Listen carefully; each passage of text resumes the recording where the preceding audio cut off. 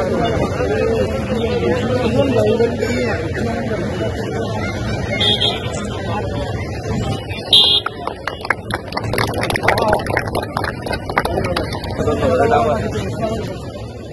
বিজয়ের মাসে আমরা মুক্তিযুদ্ধের শহীদদের স্মরণ করি। আমরা স্মরণ করি জুলাই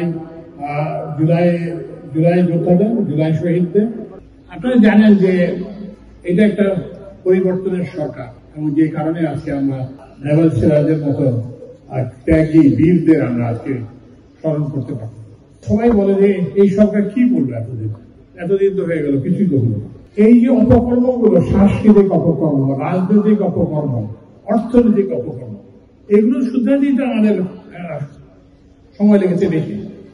এই যে সড়কটাতে আমরা আজকে তার নামে নিবেদন করব, এই সড়কটা একটা 4 লেন এবং পাশে দুটো সার্ভিস লেন আছে, কিন্তু এই সড়কে কটা গাড়ি চলাচল করে। এইভাবে সব জায়গায় রাজনৈতিক ভাবে, সাংস্কৃতিক ভাবে সব জায়গাতেই এই ধরনের অনিয়ম করা হয়েছে। তো ওই জন্য আমি এই জন্য এসেছি এখানে, যে ওই সড়কটা যাতে ব্যবহৃত হয় এবং জনগণ যাতে সরকারের এই যে বিনিয়োগ, এটা থেকে যাতে উপকৃত হয়। এভাবে অসংখ্য সড়ক নির্মিত হয়েছে বিভিন্ন জায়গায়, যেগুলোর কোনো ব্যবহার নেই। সাবেক রাষ্ট্রপতি তার নিজের এলাকায় 10,000 কোটি টাকা দিয়ে সড়ক নির্মাণ করেছেন, ওখানে কয়টা টেম্পু ছাড়া কিছুই চলে না। তো এই জন্য যে এই ধরনের যে অপচয় এবং অপব্যয় এবং এই যে অনাচার যে হচ্ছে, এইগুলোকে আমরা বন্ধ করব। সবশেষে আমি যে কথাটা বলতে চাই, নেভাল সিরাজ কেন তাকে আততায়ীরা খুন করে? কারণ তার ভিন্ন মতের জন্য। তো আমরা এই ভিন্ন মতকে প্রতিষ্ঠা করতে চাই। এখানে এই বাংলাদেশ হচ্ছে বহু মতের দেশ, বহু ধর্মের দেশ।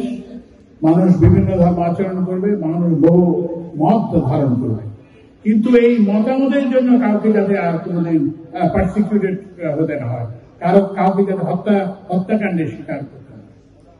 এবং এইটার সবচেয়ে বড় সুযোগ আমার সহকর্মী মুক্তিযুদ্ধ উপদেষ্টা রয়েছেন, এটা আপনাদের সামনে এসছে।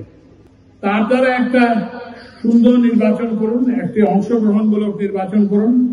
যার যে মত হোক, যার যে দল হোক, যারাই বিজয়ী হন, আমরা তাদের পেছনে দাঁড়াবো।